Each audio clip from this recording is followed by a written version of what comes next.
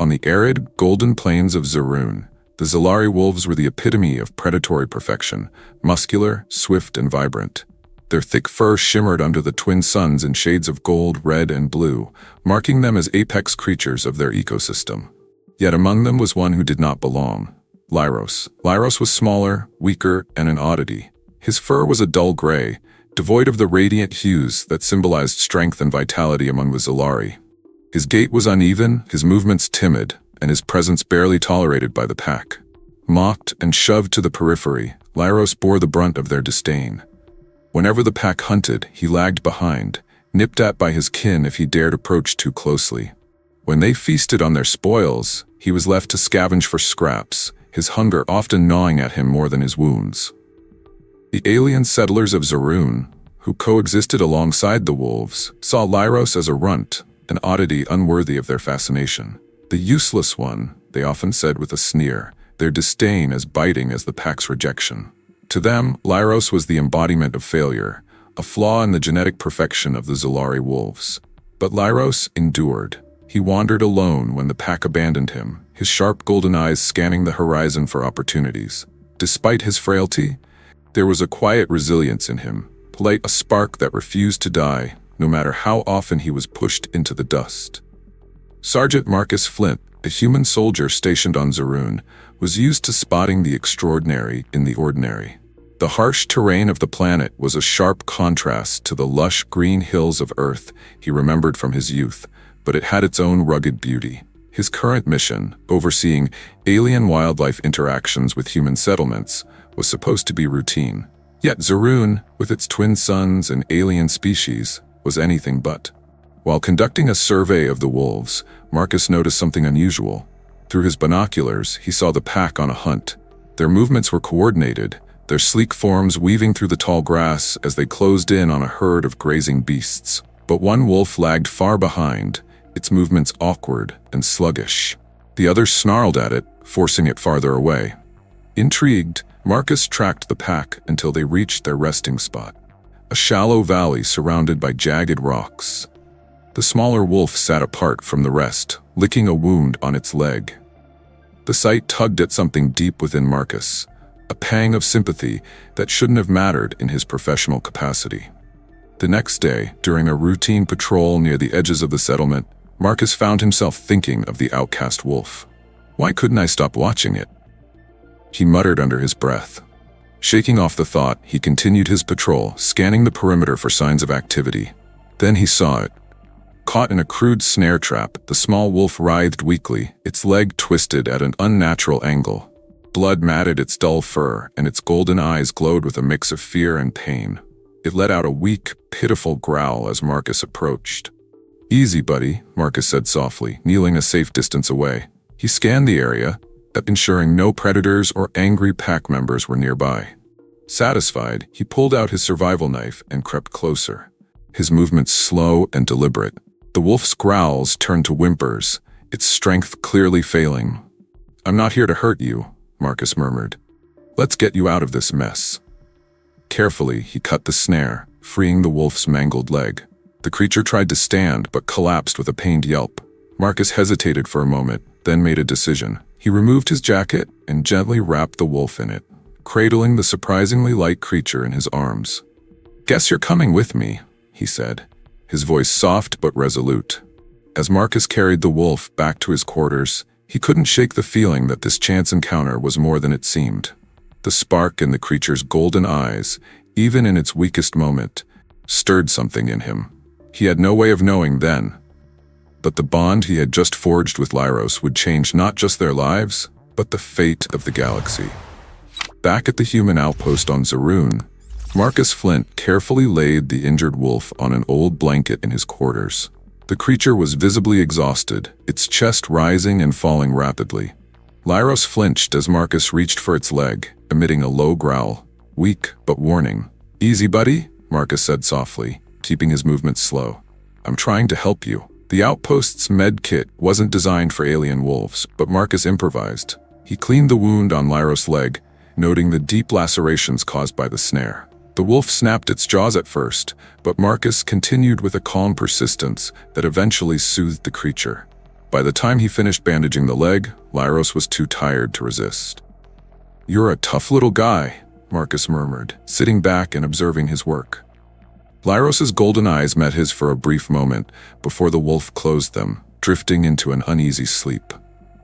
Over the next few days, Marcus nursed Lyros back to health.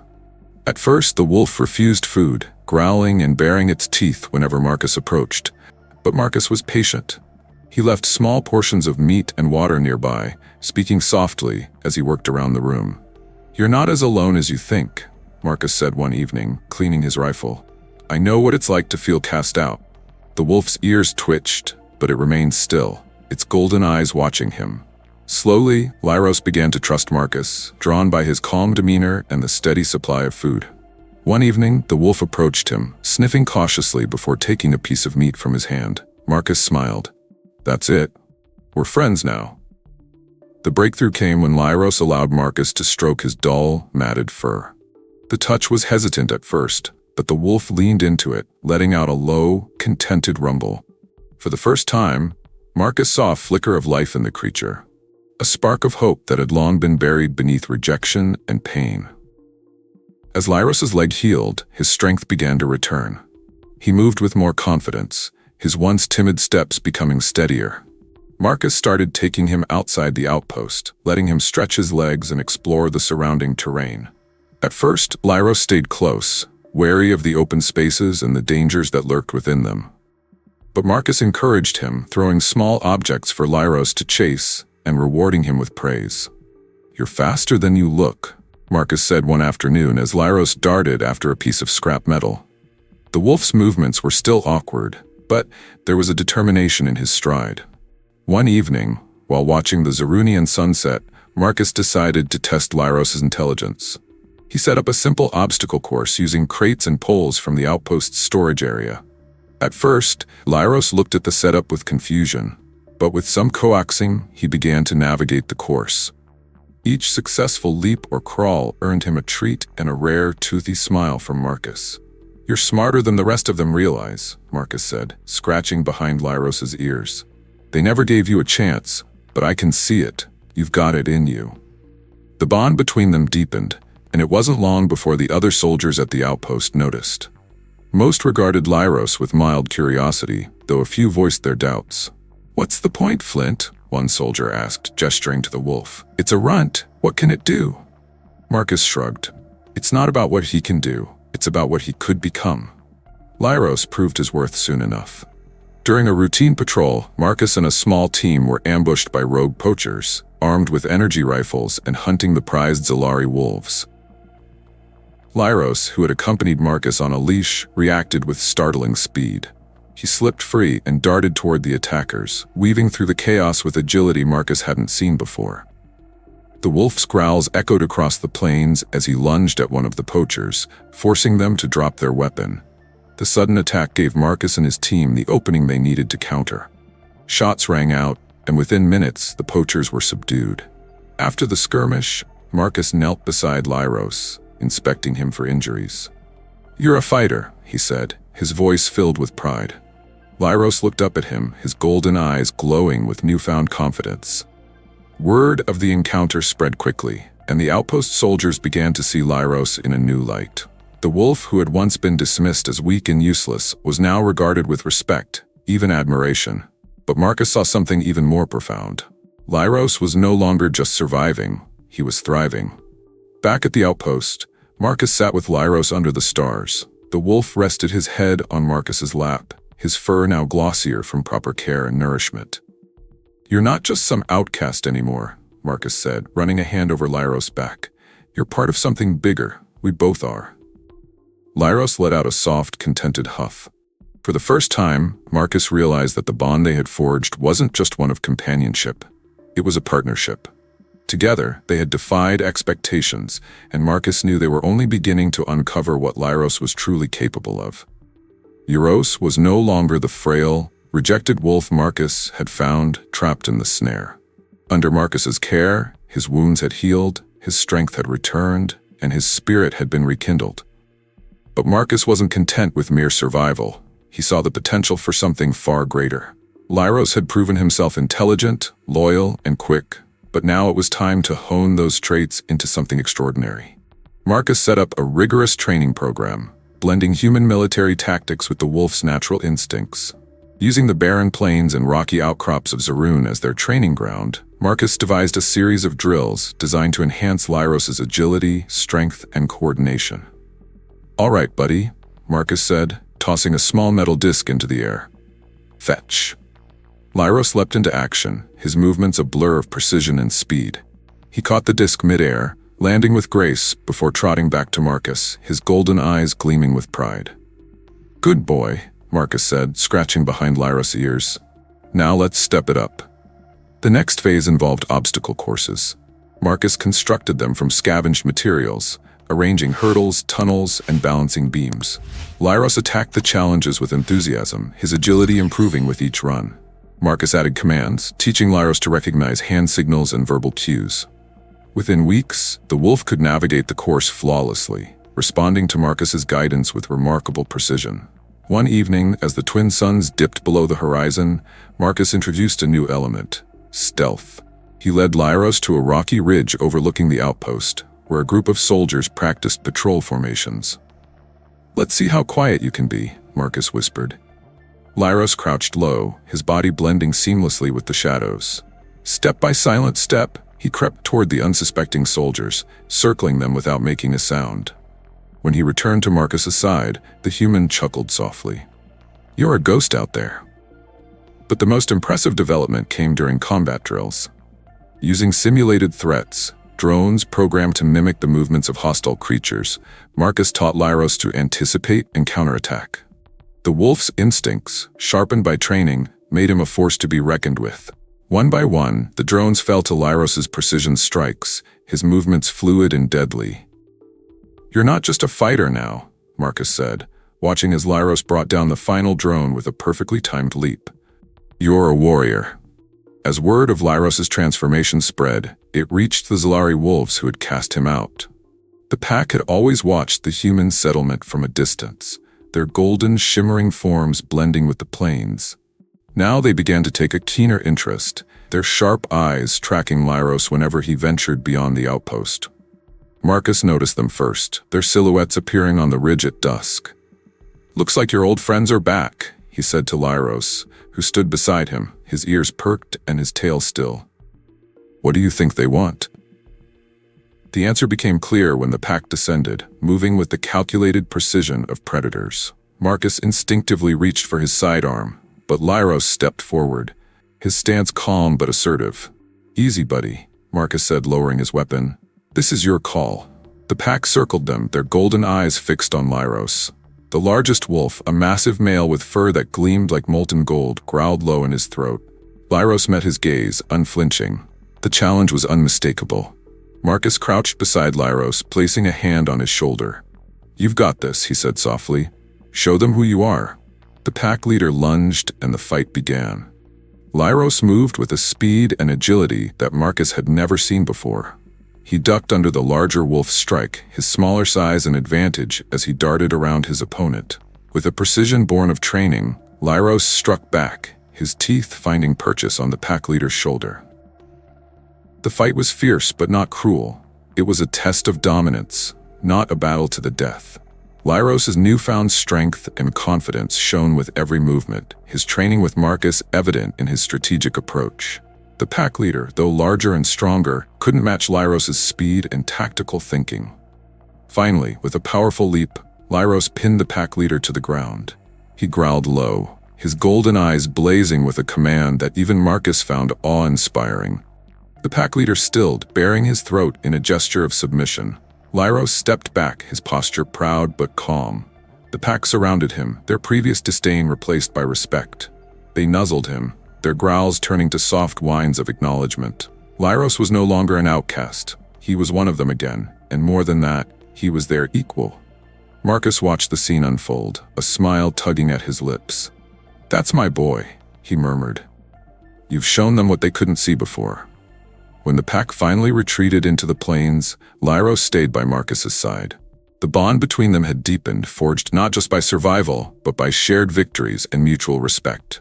Together, They stood under the starlit sky, two outcasts who had found strength in each other.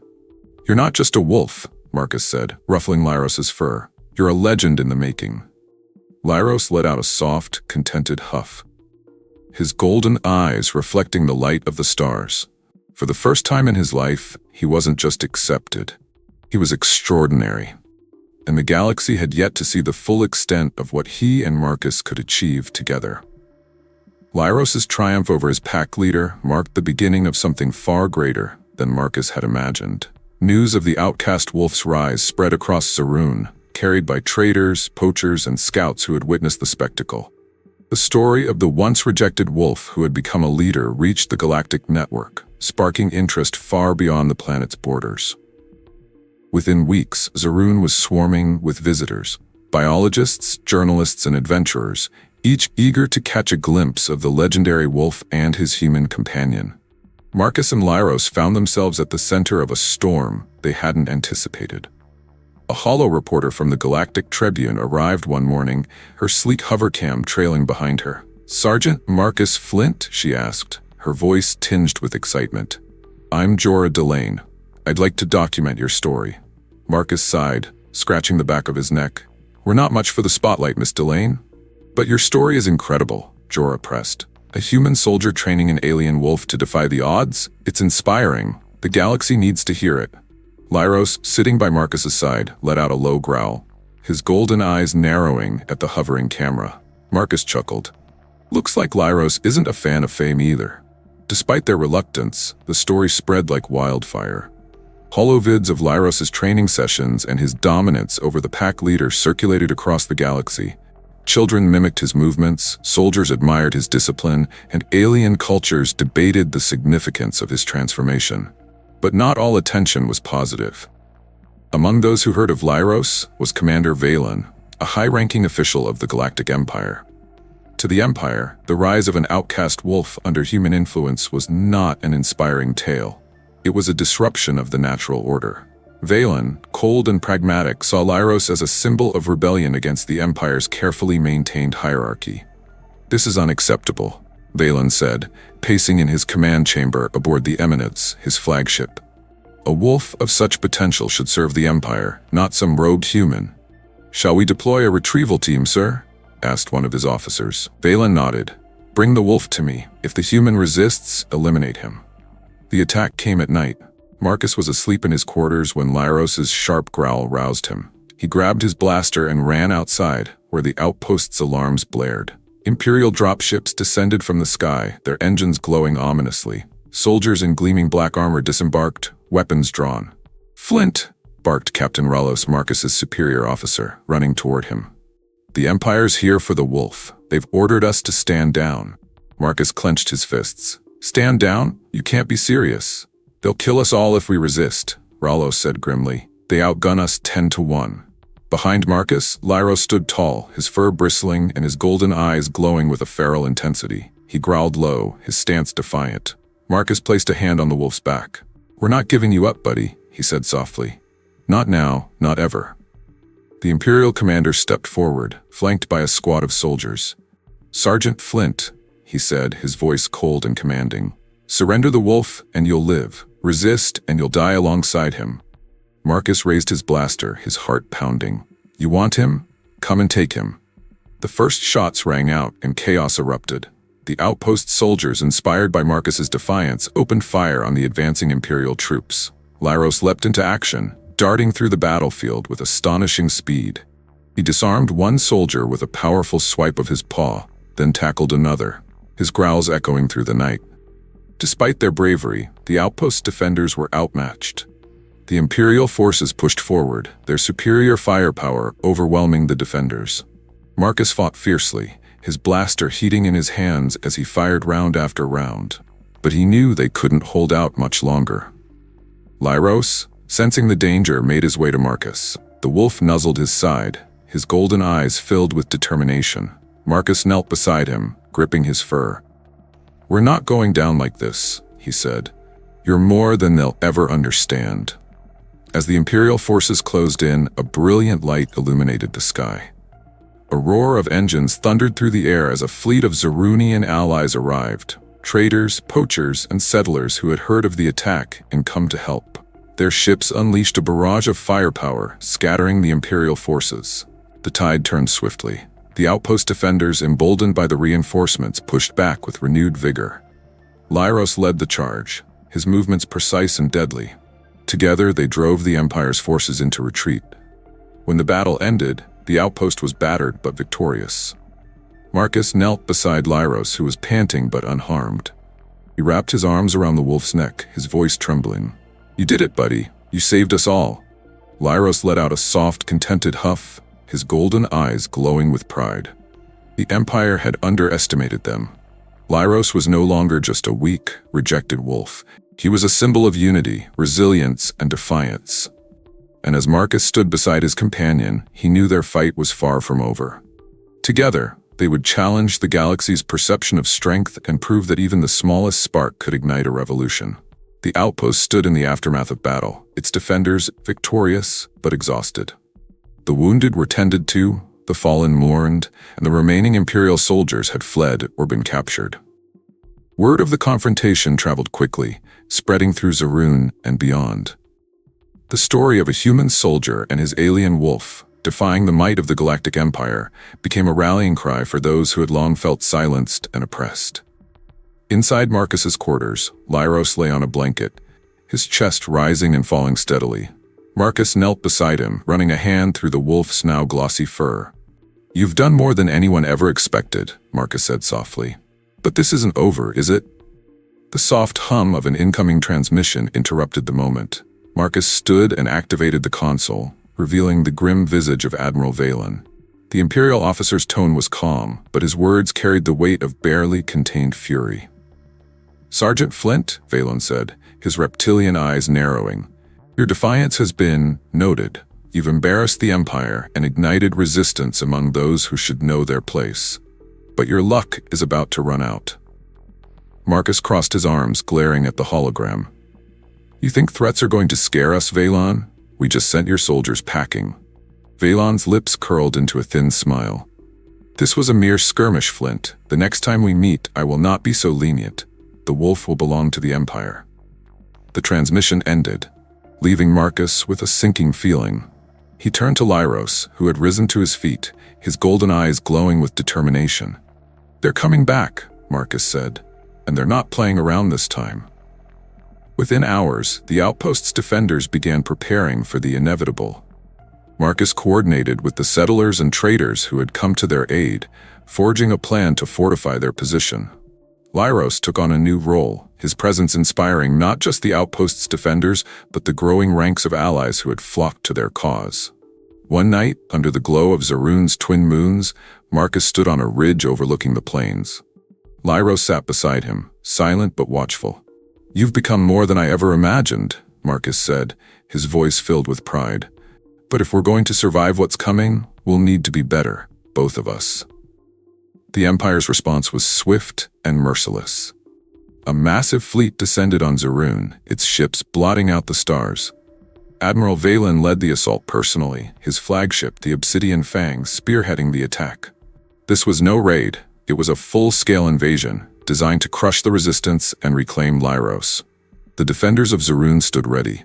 The once small outpost had become a bastion, fortified with barricades, traps, and weapon emplacements. Marcus and Lyros stood at the forefront, their bond unshakable as they prepared to face the Empire's wrath. When the first wave of Imperial forces landed, the battle erupted in a storm of plasma fire and explosions. The defenders fought fiercely, their determination bolstered by Lyros's presence. The wolf moved like a shadow through the chaos, his training evident in every precise strike and evasive maneuver. As the battle raged on, Valen's flagship hovered above, its cannons pounding the outpost's defenses. Marcus knew they couldn't hold out much longer. He turned to Lyros, his expression grim but resolute. "We need to take out that flagship. If we don't, we're finished." Lyros growled softly, his golden eyes meeting Marcus's. There was no hesitation in his gaze, only trust and a fierce resolve. Using the chaos of the battlefield as cover, Marcus and Lyros slipped past the Imperial lines. They made their way to a concealed transport ship, one of the last vessels capable of flight. As they launched into the sky, The defenders held their ground, buying precious time for their daring plan. The obsidian fang loomed above, its massive form casting a shadow over the battlefield. Marcus piloted the transport with steady hands, weaving through enemy fire as Lyros crouched beside him, ready for whatever came next. "AI, plot a course for their main hangar," Marcus said, his voice steady despite the tension. "We're going in hot." The transport blasted into the hangar bay, its engines screaming as it skidded to a halt. Imperial soldiers scrambled to respond, but Marcus and Lyros were already moving. Lyros leapt from the ship, his claws and teeth ablur as he tore through the ranks of defenders. Marcus followed, his blaster cutting down any who stood in their way. They fought their way through the ship, their goal clear: the reactor core. If they could disable it, the flagship would be neutralized, crippling the Empire's assault. Inside the reactor chamber, Admiral Valen awaited them, his imposing figure flanked by elite Imperial guards. "Impressive," Valen said, his voice dripping with disdain. "But this is where your rebellion ends." Marcus raised his blaster, his jaw set. "You underestimate us once, Valen. Don't make the same mistake twice." The battle was brutal. Valen fought with cold precision, his guards relentless in their assault. But Marcus and Lyros were a team forged in fire. Lyros's speed and ferocity created openings that Marcus exploited with deadly accuracy. One by one, the guards fell, leaving Valen to face them alone. The Admiral sneered, raising his weapon. But before he could fire, Lyros lunged, his powerful jaws clamping down on the weapon and wrenching it away. Marcus stepped forward, his blaster trained on Valen. "It's over." With the Admiral subdued, Marcus and Lyros planted charges on the reactor core. They raced back to their transport, the ship shaking as explosions ripped through its hull. The obsidian fang erupted in a brilliant flash, its destruction visible even from the ground. As the flagship fell, the remaining Imperial forces retreated, their morale shattered. Zaroon was free. The victory was hard-won, but its impact resonated across the galaxy. Marcus and Lyros became symbols of defiance, their story inspiring countless others to rise against oppression. Together, they had proven that strength wasn't measured by size or might. It was found in resilience, unity, and the courage to stand against impossible odds. Under Zaroon's twin moons, Marcus knelt beside Lyros, his hand resting on the wolf's back. "We did it, buddy," he said, his voice filled with pride. Lyros let out a soft, contented huff, his golden eyes glowing as they gazed at the stars. Like, subscribe to the channel, and hit the bell. Your support means the world to me and helps me keep creating amazing content for you.